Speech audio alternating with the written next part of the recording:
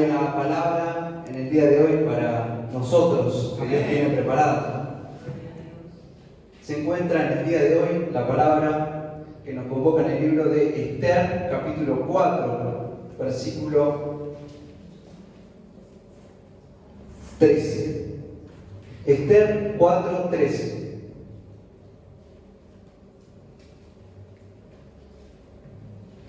Gloria a Dios. Esther capítulo 4, versículo 13. Vamos a dar un momento para que encuentren, en el Antiguo Testamento, Esdras, Nehemías, Esther, Job, Salmos, que para que se ubiquen, es uno de los libros con nombre de mujer en la Biblia y que trata de una mujer como protagonista. Esther, entonces, capítulo 4, versículo 13.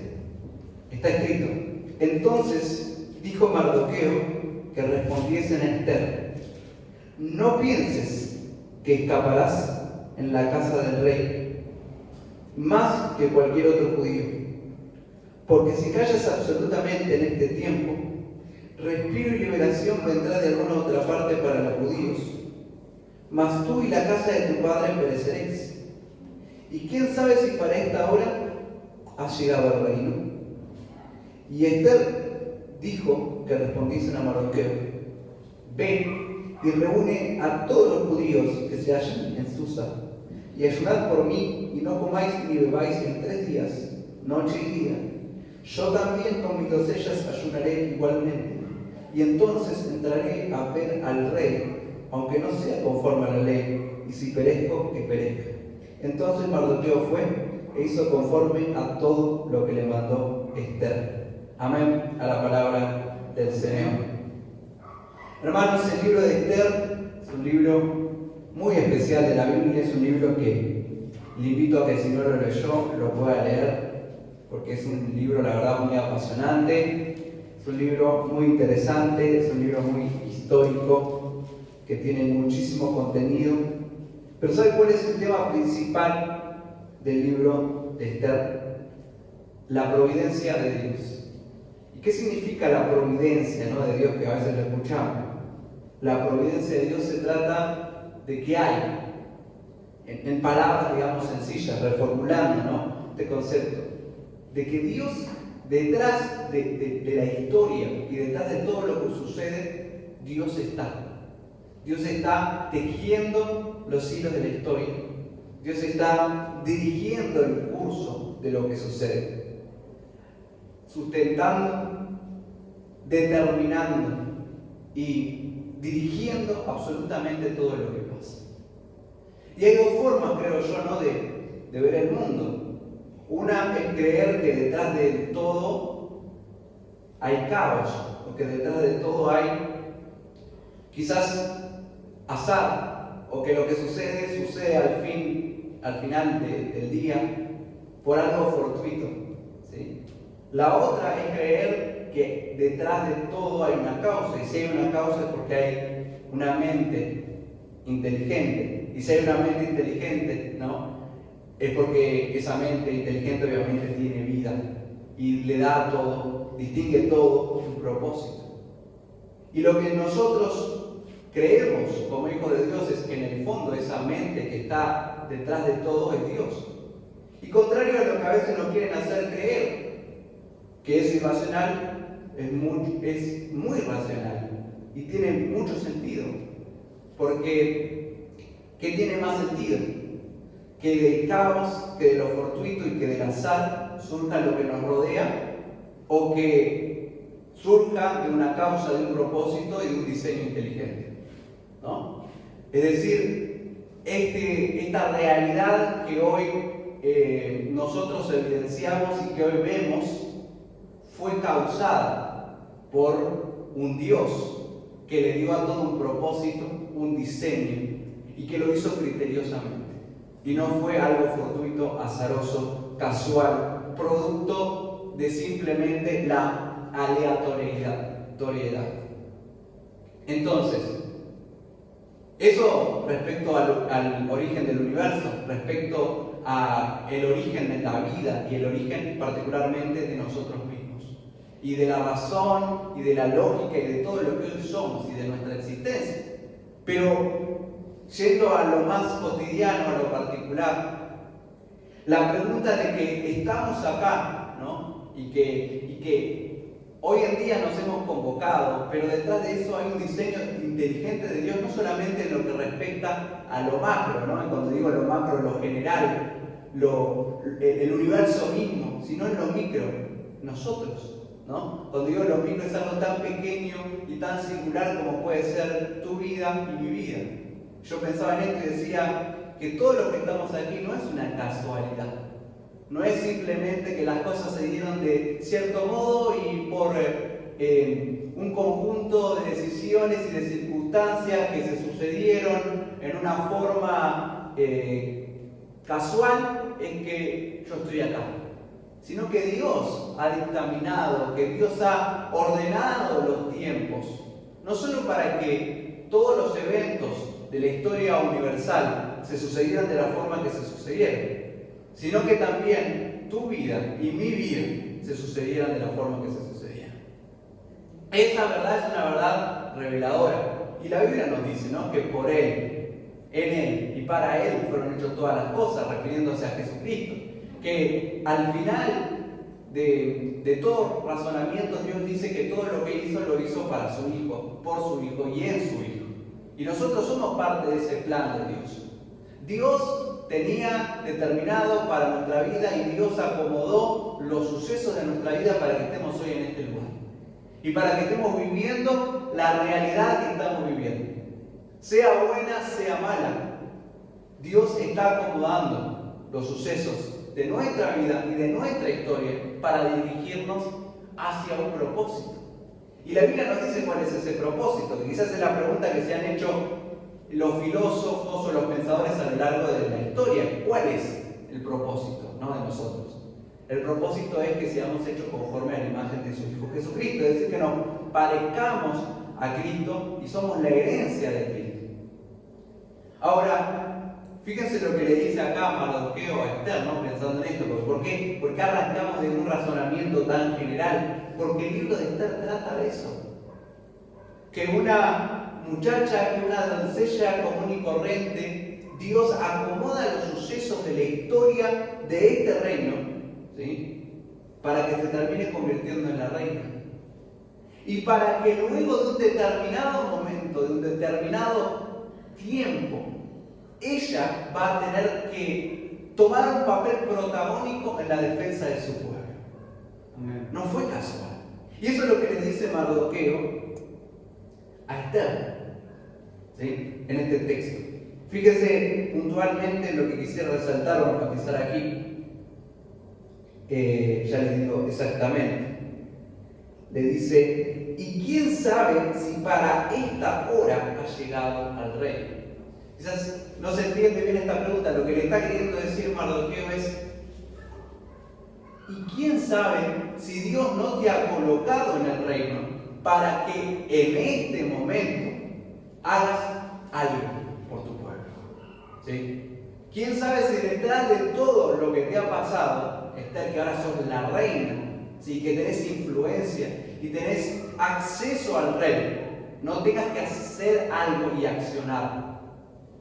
Entonces, para dar un poco de contexto para los que no leyeron el libro de Esther, sabemos de que el pueblo de Israel, ustedes sí, sabemos que primero fue gobernado por el rey David, después por su hijo por Salomón, después se dividió el reino del norte, reino del sur, y que luego de una seguidilla de reyes pecadores, Dios manda a sus profetas, los profetas menores y los profetas mayores, como para dar un orden cronológico a todo el Antiguo Testamento, advirtiendo que su pueblo va rumbo al cautiverio, ¿sí? Es decir, que va a ser conquistado y tomado cautivo, ¿sí?, por naciones extranjeras y paganas. Y en efecto eso sucede por desobediencia la nación de Israel o los reinos de Israel, estaba el reino de Israel y el reino de Judá porque se dividieron, terminan cautivos, ¿sí? Pero Dios promete que más allá de que hay o que van a estar en cautiverio, Dios les va a dar libertad, que Israel va a volver, ¿sí?, del cautiverio, no se va a extinguir. Y en efecto eso pasa. Hay dos tribus que van a mantener su linaje, ¿sí? Y son las tribus justamente de Judá y de Benjamín. Las otras 10 tribus son tribus que se perdieron, que se mezclaron, y son las 10 tribus perdidas de Israel. Si después usted busca, ahí si le interesa, busca en Google, busca en los buscadores, valga la redundancia, las 10 tribus perdidas de Israel, se trata de esas, del reino de Israel, ¿sí?, que fueron conquistados por los asirios y que nunca más se supo saber de ellos. Murieron en el cautiverio o se mezclaron con sus conquistadores y perdieron su linaje. Pero del reino del sur, de Judá y de Benjamín, hubo una línea, hubo un linaje que se mantuvo puro y creyendo en las promesas de Dios. Y entre esos, ¿quiénes están? Daniel, Sadrac, Mesach y Abednego, ¿no? Y cuántos que hemos leído, ¿no? Ezequiel, que estuvieron en el linaje pero mantuvieron su pureza y que luego volvieron del cautiverio. Bueno, en esa etapa donde ya Israel está cercana a la liberación del cautiverio, se trata el libro de Esdras. Todavía ellos están viviendo en el reino, dice el texto aquí, en Susa, ¿sí?, la capital del reino, de Persia y de Media. Hay toda una sucesión de hechos que primero Babilonia, que fue el conquistador de Israel, se divide y pierde, es conquistado y pierde contra los persas. Y es aquí donde aparece el rey Asuero. Y esa nación, entre esa nación vivían los judíos, ¿sí?, porque eran cautivos. Después Dios le va a dar la libertad, y de eso se trata Nehemías y Esdras, que vuelven del cautiverio, Ageo, por ejemplo. Pero acá todavía no estamos en la etapa en que el pueblo judío vive en una nación pagana. Y entre ese pueblo que vivía estaba Esther y estaba Mardoqueo. Y si usted lee el texto, dice que el rey, que era el rey Asuero, capítulo 1, hay una reina que era su reina, ¿sí?, que cuando el rey le invita en un banquete, esa reina que se llamaba Basti decide no ir. Y el rey, entonces, lo que hace es la destituye de su cargo.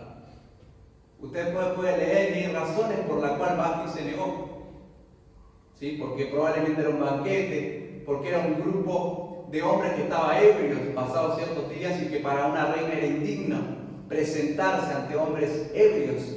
Cual fuera la razón, uno podría decir esa fue la razón, pero en el propósito de Dios estaba que esa reina fuera destituida y que en su lugar el rey va a convocar, ¿sí?, a las jóvenes, a las doncellas para elegir quién va a ser la nueva reina. Y vaya casualidad, ¿no?, siendo, por decirlo de alguna manera, usted me entiende, entre todas esas mujeres fue elegida Esther, que era judía. Amén. Porque Dios coloca a Esther en ese lugar, con un valor estratégico en la historia. Pasa el tiempo, Esther se consolida como reina y va a surgir la figura de un hombre que cada vez toma más protagonismo, más poder y más autoridad en el reino de Media y de Persia, que es Amón, ¿sí? Y lo que tiene esta particularidad, lo que tiene esta particularidad es que Amán, ¿sí?, odia a los judíos, odia a Mardoqueo. Y esta idea del odio a los judíos ya la vemos aquí en la Biblia, ¿sí?, algo que se ha repetido a lo largo de la historia, el odio hacia los judíos, también conocido como antisemitismo, ¿sí?, antisemita. Y tenemos la evidencia más cercana, que es mitad del siglo pasado, el nazismo y el holocausto, ¿sí?, los judíos. Pero esto no se remonta a 100 años de historia. Históricamente hay un odio hacia los judíos y que en muchos casos quisieron exterminar. terminar? Bueno, acá la Biblia va a narrar uno de los antisemitas, que es Amán. Amán va sembrando, en él se va germinando un odio hacia el pueblo judío y él quiere exterminarlo, quiere acabar con ellos, ¿sí? Y particularmente odia a Mardoqueo, que es judío, que es el tío de Esther, porque Mardoqueo era uno de los que no se arrodillaba ante él. Ahora, qué particularidad que en un momento en el que Dios ya de antemano sabe de que Amán va a levantarse y que va a querer exterminar a su pueblo, coloca a una mujer judía en una posición estratégica para impedir que eso suceda. Y esto, en síntesis, no es casualidad. Es que Dios tiene un propósito, es que Él coordina para que las cosas sucedan. ¿Y para qué? Siempre en favor de su pueblo, siempre en favor de nosotros. Así que si algo nos enseña el libro de Esther, es que Dios hace todo lo que hace y que nada está fuera de su control. Amén. Y que Él todo lo que hace lo hace coordinadamente, estratégicamente. Y dice la palabra que a los que aman a Dios, todas las cosas les ayudan para bien. Amén. Entonces, es muy interesante el libro de Esther. Pero, más allá de ese conocimiento, ¿no?, integral, más allá de lo mucho que podríamos indagar en la historia del pueblo judío, yo me he notado un par de cosas aquí. Por ejemplo, Segunda de Reyes, capítulo 11. Como para que usted después lea en su casa, para que se lo anote y después lea en su casa. Segunda de Reyes 11 narra la historia de un rey que se llama Joás.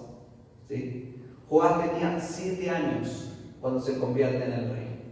Pero una particularidad de ese texto. Se había levantado, ¿sí?, como, si vamos ahí en el libro de Segunda de Reyes 11, como para que usted observe el contexto de ese texto. Una mujer que se llamaba Atalía, ¿sí?, que usurpa el trono. Y que para quedarse ella con el trono, ¿sí?, manda a matar a todos los sucesores en línea directa al trono. A todos, para que no quede ninguno, para que nadie va a reclamar. Pero este niño es ocultado por el sacerdote. ¿Sí? Es ocultado para que no se le haga daño y para luego reclamar el trono que le pertenece y destruir a Atalía. Es muy interesante, es muy narrativo esa historia. Pero lo que quizás no nos damos cuenta, y me lo anotaba aquí, es que en un determinado punto de la historia, ¿sí?, la descendencia de Judá, el hijo de Jacob, se redujo a una sola persona, Joás. Él era el único sucesor de la línea, digamos, directa. Y Dios no permitió que Joás muriera. Gloria a Dios. ¿Por qué es esto interesante? Porque había una sucesión real que venía desde Judá, entre los cuales estuvo David. Y Dios le había prometido que de la descendencia de Judá nacería nada más ni nada menos que Cristo, el león de la tribu de Judá. Gloria a Dios. Y el que iba a ser el rey de los judíos. Porque para ser el Mesías, ¿sí?, tenía que ser de la tribu de Judá, descendiente directo, sucesor en la línea davídica para acceder al trono. Era una promesa de Dios. Hay un momento en que esa línea sucesoria se va a cortar y en que esta mujer, sin darse cuenta, estaban los planes o los propósitos de Satanás o del enemigo, del mal, de acabar con esa línea sucesoria. Entonces era más que exterminar a la casa de Judá, era exterminar o arruinar los planes de Dios para que naciera Cristo. Es como si en nuestro árbol genealógico nuestro abuelo o nuestro tatarabuelo no hubiera existido. Cortaría con la posibilidad de que nosotros hoy estuviéramos aquí. Pero Dios no lo permitió. Joás es guardado, es escondido. Un caso. Y eso garantiza de que la línea sucesoria no se pierda. Amén. No es el único caso. Herodes, nace Cristo, ¿no?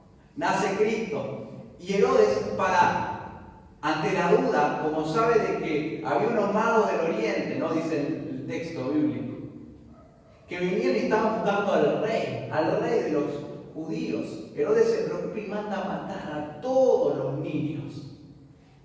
Pero Dios de antemano ya le avisa a José: huye a Egipto, porque Herodes va a hacer esto, esto y esto. Y Herodes se queda tranquilo por el que dice: yo mandé a matar a todos los niños. ¿Sí? Ahora Jesús está salvo. Bueno, Satanás fue a tentar a Jesús, ¿sí? Insistentemente en Mateo capítulo 4, en Lucas capítulo 4, para prevenir, para impedir que el plan de Dios se ejecutara. Pedro, por la insistencia de Satanás, por dar ejemplo, le dice a Jesús, ¿no? De que no cumpla, maestro, es necesario que hagas esto. Si quieren leer de Mateo 16, 22. Judas se levanta y traiciona a su propio maestro. Vemos a lo largo de toda la Biblia el obrar de Satanás para que el plan de Dios no se cumpla. Pero también vemos a lo largo de toda la historia el plan de Dios o el obrar de Dios para preservar sus propósitos. Y lo vemos, como le digo, en el caso de Juan muy particular, el caso de Esther es muy particular. Pero a lo largo de toda la historia está Dios preservando su plan. Y también esto habrá en mi vida porque a lo largo de nuestras vidas siempre hay un enemigo que lo que quiere hacer es que no se cumpla el plan de Dios en nuestra vida. Y va a intentar, la Biblia misma lo dice, que el ladrón no viene sino a matar, hurtar y destruir. Él lo que quiere es frustrar, arruinar, acabar, impedir, ser el palo en la rueda para que el propósito de Dios no se cumpla. Pero si hacemos propias las palabras del salmista, Jehová cumplirá su propósito en mí. Amén. Dios va a obrar a lo largo de la historia de nuestra vida para que su plan se cumpla. Y lo de Esther no es casualidad, es el ejemplo, digamos, de todo esto que estamos hablando en el día de hoy. Dios promete, Dios quiere hacer algo y Dios lo hace. No importa que se levante Satanás, no importa que se levante Faraón, no importa que se levante Amán, no importa que se levante Herodes, no importa que se levante Atalía. Cuando Dios quiere hacer algo, Dios lo cumple. Amén. Dios siempre va a aparecer a lo largo de la historia, a lo largo de la Biblia y a lo largo de nuestra vida al rescate, demostrando que no se dormirá el que guarda a Israel. Salmo 121, versículo 4. Alzaré mis ojos a los montes. ¿De dónde vendrá mi socorro? Mi socorro viene de Jehová. ¿Sí? Porque Dios no duerme. Porque Él no puede pasar, digamos, no lo podemos agarrar o tomar a Dios distraído y salirnos con las nuestras. Satanás no se saldrá con la suya. El plan de Dios es perfecto y la voluntad de Dios prevalecerá. Amén. Entonces, habiendo dicho todo esto, ¿no? ¿Por qué? Porque de esto se trata, porque más lo que quería compartir con ustedes es este pensamiento y dejarles, ¿no?, la semilla para que lean el libro de Esther. Lo mismo pasa con el antisemitismo a lo largo de toda la historia, ¿no? Se levantan hombres, ¿sí?, a lo largo de la historia queriendo destruir al pueblo escogido de Dios. ¿Y basado en qué? En un odio racional. No hay una explicación. Si usted busca la historia del antisemitismo, no hay una explicación de por qué el odio a los judíos. Simplemente es Satanás obrando en la historia para acabar con el pueblo escogido de Dios, pero Dios no lo permite. Cuando aparecen los egipcios, toman a Israel como esclavos y los hacen sufrir de una forma terrible, terrible. Si usted lee el libro de Éxodo, pero Dios protege a su pueblo y lo quita de la esclavitud. Tan pronto lo quita de la esclavitud, tan pronto Israel sale de la esclavitud, ¿Sí? ¿Con quién se encuentra? Con Amalek. Y Amalek se planta en el camino, sin razón alguna, y no le deja pasar a Israel y le presenta guerra. Y Dios le da victoria a Israel. Uno de esos descendientes de Amalek es Agar, que aparece luego en 1 Samuel 15, que Dios manda a exterminar a Amalek a manos de Saúl. Por eso estamos saltando a lo largo de la historia. Sin embargo, Saúl desobedece y no extermina a todos los amalecitas. Ahora sabes que Amán, quien toma protagonismo en el libro de Esther, es agarita, porque es descendiente de Agar, es decir, descendiente de Amalek. Y siempre ha habido una enemistad entre Amalek e Israel, porque Amalek siempre quiso destruir a Israel. Quiso impedirle el camino en el desierto. Y ahora Amán parece que tiene en su sangre el linaje no antisemita que quiere acabar con la nación judía. Y él es un hombre de poder y un hombre de influencia en esta sociedad persa, y él puede mover un dedo de su mano y se obedecerá y se exterminará. Ahora, lo que Amán no sabe, y de eso se trata el libro de Esther, es que la reina es judía. La reina es judía. Y que Dios la ha colocado en ese lugar. Me anotaba aquí en mis notas algo que me gustaba mucho, que está relacionado a que, no sé si alguno de ustedes ha jugado alguna vez al ajedrez, o si le gusta jugar al ajedrez con todas sus reglas y sus personajes. Entonces, el ajedrez, la particularidad que tiene ¿no? los peones, las torres, etcétera, pero relata en síntesis una batalla bélica entre dos reinos, ¿no? y se van moviendo las piezas y uno termina prevaleciendo sobre el otro. Bueno, el libro de Esther parece una partida de ajedrez, pero donde Dios literalmente mueve reyes y reinas reales, ¿sí? Y donde se está ejecutando una batalla real entre Satanás y Dios, y donde ambos mueven sus piezas. Y cuando parece que Satanás hace jaque, Dios en una jugada maestra hace un jaque mate a Satanás y lo destruye. Y el poder y la voluntad de Dios gana la partida. Y la reina, en este caso, es utilizada, ¿sí? por el plan de Dios para ganar, para poner en jaque mate, digamos, usando esta imagen a Satanás y destrozarla. De nuevo, la historia de Jesús se trata de eso. Satanás lo ve al Hijo de Dios en la cruz y cree que le ha puesto en jaque y que él está ganando la partida. Pero Dios lo levanta a Jesús entre los muertos y dice: no, Dios ganó, porque Dios siempre ha ganado a lo largo de la historia. Satanás no entiende y no comprende, y hasta el día de hoy está en su confesión que no entiende de que es una partida que Dios ya ha ganado desde el comienzo y que él no tiene ninguna posibilidad de ganar. Él no tiene ninguna posibilidad de ganar. Y en nuestra vida, en nuestra familia, en nuestro hogar, en lo que fuere, a veces nosotros tenemos la idea de que Satanás puede ganar, de que el mal puede ganar. Pero si Dios está moviendo las piezas de nuestra vida, la victoria en Cristo está asegurada. Gracias. Amén. Hermanos, de eso se trata el libro de Esther. Habiendo dicho esto, si nosotros leemos Segunda de Reyes, capítulo 11, perdón, el libro de Esther, me quedé ahí con la sigla esto. Lo que pasa aquí es Esther, en este plan perfecto de Dios, es colocado, y viene Mardoqueo y le dice: está pasando esto.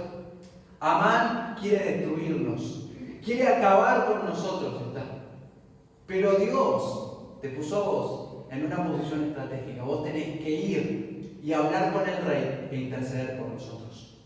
Gloria a Dios. De revelarle al rey que sos judía, porque el rey no lo sabía. De eso se trata. Ahora, lo que le dice en el versículo 3 es: no pienses que escaparás en la casa del rey, más que cualquier otro judío. Porque quizá por la mente de Esther pasó lo siguiente, ¿no? Nadie sabe que soy judío. Mi pueblo está en peligro. Pero yo puedo simplemente callarme la boca, no decir nada. Soy la reina. ¿Quién me va a tocar a mí? ¿No? ¿Quién me va a hacer algo a mí? Soy la reina, vivo en el palacio. Y me es conveniente a mí no decir nada. Pero lo que le dice Mardoqueo a Esther es: no pienses que vos, por estar acá, por ser la reina, vas a escaparte del peligro que se asoma para todo nuestro pueblo. Porque si callas, ¿sí? Si vos callás, de alguna forma, fíjense en ese texto, respiro y liberación vendrá de alguna otra parte para los judíos. Me gusta mucho este versículo porque dice: Esther, si vos no hablás que tenés influencia, poder, capacidad, acceso al rey, de alguna forma Dios nos va a liberar. Mardoqueo no está dudando. Mardoqueo sabe que Dios va a salvar a su pueblo. ¿Sí? Si Esther no habla, algo va a pasar. Es la misma fe que tiene Sadrach, Mesach y Abednego. ¿Sí? Que le dice: rey, nosotros no nos vamos a arrodillar ante vos. Si querés, nosotros estamos seguros de que Dios nos va a guardar. Y si no nos guarda, no importa. Pero es convicción. Mardoqueo sabe de que Dios va a guardar a su pueblo. Pero si vos te callás, ¿sí? De algún modo no estás cumpliendo tu función o tu papel en la historia. ¿Sí? Dice: ¿y quién sabe si para esta hora ha llegado el reino? Esther, ¿vos para qué pensás que Dios te colocó acá? Para que cuando llegue este momento, acciones, actúes, seas valiente y hagas lo que tenés que hacer para interceder por tu pueblo. Es Esther cuando escucha esta palabra. Y si Dios colocó esta palabra en el corazón de Mardoqueo es porque quizás Esther estaba pensando actuar en función de su conveniencia, de su comodidad, de su posición. Pero inmediatamente lo que le dijo a Mardoqueo es: tenés razón, Mardoqueo, te pido que por favor se junten todos los judíos y oren por mí. 3 días y 3 noches, y yo voy a hacer lo mismo. Y pasados estos 3 días y 3 noches, voy a ir y presentarme delante del rey. ¿Sí? Y si perezco, que perezca. Pero yo voy a ir y voy a interceder por el pueblo. Otro dato histórico para entender el libro de Esther, que es que la reina no se podía presentar cuando ella quería delante del rey. Nadie se podía presentar cuando uno quería delante del rey. La única forma en la que te podías presentar delante del rey era que el rey te llame. Era algo así, unilateral. Si el rey te llama, vos te presentás. Pero si el rey no te llama, era un atrevimiento, estaba fuera de lo legal, estaba fuera del protocolo. Amén. Entonces, Esther sabía eso. Esther sabía que lo que le estaba pidiendo Mardoqueo no estaba dentro del protocolo. Ella tenía que ir y presentarse delante del rey. Cuando una persona iba y se presentaba delante del rey, había 2 opciones. Que el rey extienda su cetro, que es ese bastón, a veces de oro, que tenían ellos y que representaba su investidura, o que el rey no lo extendiera. Y si el rey no extendía su cetro, había una solo posible desenlace. Quería decir que no habías alcanzado el favor del rey. Y por lo tanto, por tu atrevimiento, al presentarte sin haber sido convocado, la muerte. Así funcionaba una corte real. Y a Esther no la habían llamado. Ella se iba a presentar rompiendo el protocolo para ver si el rey extendía su cetro o no. Ya había un riesgo. Se estaba jugando, ella siendo la reina, teniendo protección, se la iba a jugar por su pueblo. Y aparte, después era confesarle al rey que era judía y que su pueblo estaba en esa situación y que el rey la escuchara a ella antes que a su comandante. Esa era la situación que Esther tenía que atravesar. Por eso dice aquí: aunque no sea conforme a la ley. El protocolo de la ley indicaba que el rey la tenía que llamar. Ahora hay un agravante en esta historia. El rey no la llamaba hace 30 días. O sea que por 30 días, el rey ocupado en lo que fuere, en la mente del rey no había pasado por la cabeza llamar a su rey. Lo cual quizás generaba mayor angustia en esta. El rey no estaba interesado en ella. El rey había perdido el favor de su rey, de su esposo. Hace 30 días, hace un mes que no veía el rostro del rey. Era el momento oportuno para hablar. ¿Por qué no esperar a que el rey la llamara? Entonces, todo ese contexto sucede. Sin embargo, Esther toma la decisión. Tenés razón, Mardoqueo, oren por mí 3 días, ¿sí? Y voy y me presento. Y que sea lo que Dios quiera. Si perezco, que perezca. Hermanos, vamos a dejar abierta la historia respecto a qué pasó. Es muy interesante lo que pasó. Si alguno no lo leyó, le invito a que lo esté leyendo, pero vamos a frenarnos acá, vamos a sacar una foto a esta parte de la historia, al valor de Esther y a entender qué habla para nuestras vidas.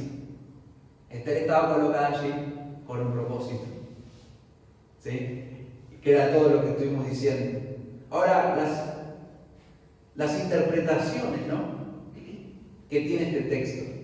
Me quedaba en primer lugar con la idea de que Dios, la interpretación literal de este texto sería que Dios ejecuta todas las cosas conforme a su propósito. Y tenemos que entender que si en el lugar que Dios nos ha puesto a cada uno de nosotros, cual fuere, nos ha colocado con un propósito. Amén. ¿Sí? Esther, lo que le dice Mardoqueo, este es el primer punto que quizás tenemos que aplicar en nuestras vidas. Dios te colocó aquí con un propósito, para que cuando tengas que hablar, hables, para que cuando tengas que actuar, actúes. Todo lo que tenemos, todo lo que somos, todo lo que hemos alcanzado y la situación actual de nuestra vida es dada con un propósito. Y esa idea, esa conciencia, ¿sí?, ese entendimiento de que todo lo que somos es porque Dios ha actuado en nuestra vida, ¿sí?, con una causa. Esa, podríamos decir, sí, conciencia de que estamos y que todo lo que somos es por un propósito divino, nos indica que si Dios nos ha colocado en un lugar, es para que hablemos, ¿sí? Es para que no nos olvidemos de que fue el Señor quien nos dio todo lo que tenemos. Fue el Señor quien nos permitió llegar hasta donde llegamos, ¿sí? Y que es el Señor en el que en determinado momento va a exigir de nosotros valor, coraje, determinación, y que en el lugar en el que Él nos ha colocado, actuemos. Esto me hace pensar en que en mi trabajo Dios me ha colocado. Amén. ¿Sí? En el lugar donde estoy Dios me ha colocado, ¿no? Y que uno, a través de sus actos, a través de su posición económica, a través de su influencia, a través de su conocimiento, si Dios te ha dado la posibilidad de ser alguien en el día de hoy, de tener algo en el día de hoy, de saber algo, todo lo que Él te ha dado, usarlo para su propósito y para su gloria. Ese es el primer punto en el día de hoy. Esther Dios la había colocado en un lugar de prominencia, pero ahora tenía que actuar para que la gloria y el propósito de Dios se cumpla. ¿Y cómo nos ha bendecido el Señor? ¿A cuánto nos ha bendecido el Señor? Amén.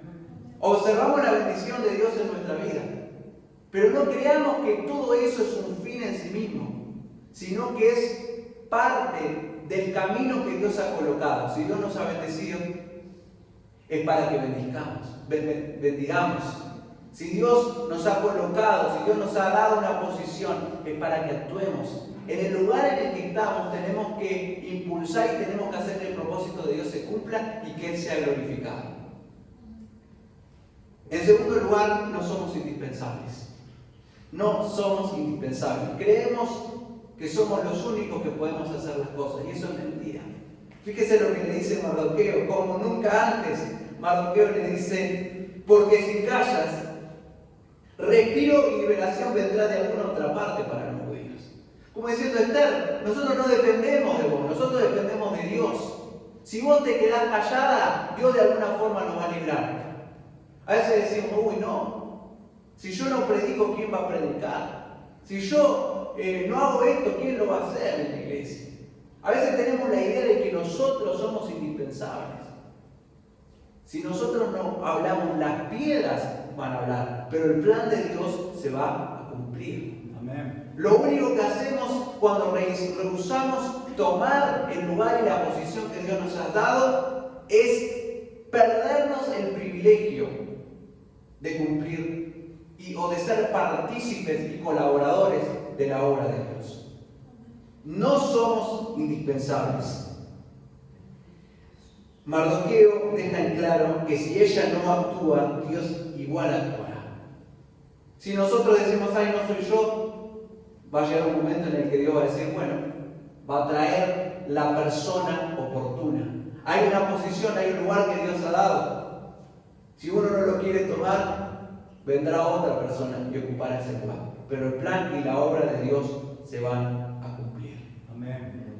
Otra cosa que tenemos que entender es, de la misma forma que Dios nos ha dado un lugar, de la misma forma que Dios nos ha colocado, nos ha bendecido, no creamos que fue por nuestro mérito, por nuestra capacidad. Quizás en ese momento dijo, Esther habrá pensado, bueno, no, yo estoy acá por mi belleza, por mi capacidad, porque el rey me escogió, no sé. No porque Dios me dio lo que tengo. Esa mentalidad, cuando creemos que obtuvimos lo que tenemos por mérito propio, por capacidad, simplemente por nuestro esfuerzo, de seguro ha habido esfuerzo, pero nos olvidamos que fue la gracia de Dios. Por gracia de Dios somos lo que somos. Y Dios ha preparado y nos ha permitido alcanzar lo que alcanzamos. Cuando creemos que es solo por nosotros y nos olvidamos lo que Dios ha hecho en nuestra vida, es el comienzo de nuestra ruina. Y de la misma forma que Dios nos dio, Dios nos puede quitar. Dice el texto aquí, mas tú y la casa de tu padre pereceréis. Como diciendo, Dios te colocó acá con un propósito. Si vos no cumplís ese propósito, vas a perecer esta. Por tu cobardía, por tu valentía. Si actuamos con displicencia, pagaremos por ello. Si tenemos que hablar y no hablamos, no estamos cumpliendo la voluntad de Dios. Si tenemos que actuar y no actuamos, estamos siendo displicentes, negligentes. Este es el famoso pecado de omisión. ¿Yo qué hice? No hice nada. No cometí un pecado activo. No, simplemente no hice nada. Pero hay veces donde no hacer nada es pecado. ¿Sabíamos eso? Libro de Santiago, capítulo 4, versículo 17. Dice el texto. Santiago, capítulo 4, versículo 17. Santiago 4, 17. Está escrito: y el que sabe hacer lo bueno y no lo hace, le es pecado. Amén. ¿Qué hice? Simplemente no hablé. Simplemente me quedé callado. Simplemente podría haber ayudado y no ayudé. Simplemente podría haber hecho, pero por comodidad, por displicencia, porque no me convenía, no hice nada. Eso es pecado. Cuando tenemos la posibilidad de hacer el bien, de cumplir la voluntad de Dios, nos quedamos callados y decimos, bueno, yo no hice nada, pero ese no hacer nada es pecado. Ahora, otro punto más, entender que también era la reina, era la persona de mayor influencia, tenía acceso al rey, pero Esther no actuó sola, Esther tenía miedo. Y no está mal tener miedo a veces donde la situación es avasallante y no sabemos cómo actuar. Ahora la sabiduría de Esther, en este caso, está en pedirle a Mardoqueo, oren por mí. Voy a orar yo, pero oren, junten a todo el pueblo, oren por mí, apóyenme en oración. Y hay veces donde nosotros tenemos que darnos cuenta de que necesitamos la ayuda del pueblo de Dios. ¿Cómo? Pedir al pueblo de Dios, oren por mí, hermano, orá por mí. Yo, ojo, no vivir de una oración prestada, no pretender que hagan por mí lo que yo tengo que hacer. Esther dijo, yo voy a orar, yo voy a ayunar, yo voy a oír, yo voy a ir a la presencia del rey. Pero primeramente, también háganlo ustedes. Apóyenme. En adición a lo que yo voy a hacer, ayúdenme, apóyenme en oración. Y a veces donde como hermanos, como cristianos, miembros de una comunidad en Cristo, es bueno pedir ayuda, pedir apoyo. No sé cómo actuar, o sí sé cómo actuar, pero tengo miedo, tengo preocupación, no sé qué hacer. Hermano, orá por mí, iglesia, oren por mí, apóyenme. Porque pedir ayuda es de sabio en lo que al camino de Dios refiere. Esta situación me está, podríamos decir, excediendo, saturando. Siento que no puedo solo. Voy a hacer mi parte, pero necesito la ayuda quizás de hombres más sabios, de mujeres más sabias, de compañeros que me acompañen, que me ayudan. Estoy peleando con una situación, estoy peleando con un pecado. No creer que puedo solo, sino pedir el apoyo y la ayuda del pueblo de Dios, la guía, la consejería del pueblo de Dios, para que me ayuden a transitar por esta situación y ser victorioso. Insisto, no depender de una oración prestada, no creer que simplemente porque la iglesia haga por mí y yo no hago nada, la situación va a solucionarse, porque no es así. Es lo que hago yo sumado a lo que el pueblo de Dios pueda acompañarme. Todo eso es la interpretación literal. Ahora este texto tiene una interpretación simbólica también, que me gustaba mucho, más que nada de chico, espiritualizar este texto, y es decir, que Esther, y acá vamos a hacer como un cambio de enfoque, ¿no? Porque no tiene nada que ver con lo que veníamos hablando, tenía que presentarse delante del rey. El rey hace 30 días que no lo veía. El rey era una figura quizás amenazante. Cuando leemos el capítulo 5, observamos que Esther se acerca con miedo, estudiando, estuvo preparándose, y que el rey extiende su cetro. Gloria a Dios. Y Esther es recibida. ¿Y por qué digo que esa parte del texto tiene una interpretación, una espiritualización diferente? Porque también podemos observar de que Esther somos en cierta forma todos nosotros y que el rey es Dios. Porque en síntesis, cuando nosotros nos presentamos delante de la presencia de Dios, no somos dignos. No somos dignos. Sin embargo, hoy en día nos acercamos a la presencia de Dios y Dios extiende su cetro. Somos recibidos ante la presencia del Rey. Hallamos gracia delante de sus ojos. Y la figura de Esther acercándose y de repente ver el cetro, que significa: Esther, sos bienvenida, Esther, te acepto, Esther, sos aceptada, no hay castigo, podés acercarte a mi presencia. Es la figura de nosotros acercándonos al trono de la gracia. Acercaos confiadamente al trono de la gracia para alcanzar el oportuno socorro. Podemos acercarnos a la presencia de Dios. No tenemos que tener miedo. Se extenderá el cetro. Seremos recibidos por el sacrificio de Cristo, hermanos. Hermanos, leamos el libro de Esther. Si creemos que las cosas pasan aleatoriamente, circunstancialmente, estamos equivocados. Las cosas pasan porque Dios las determina, sustenta y dirige. Si creemos que Satanás está poniendo palos en nuestra rueda, obstaculizando nuestro andar en Cristo y que va a arruinarlo en todo, leamos este libro y entendamos de que Él está derrotado, de que Dios cumplirá su propósito en nuestras vidas, que tenemos que confiar en Él, tenemos que actuar, tenemos que ser valientes, pero tenemos que saber que Él nos ha garantizado la victoria.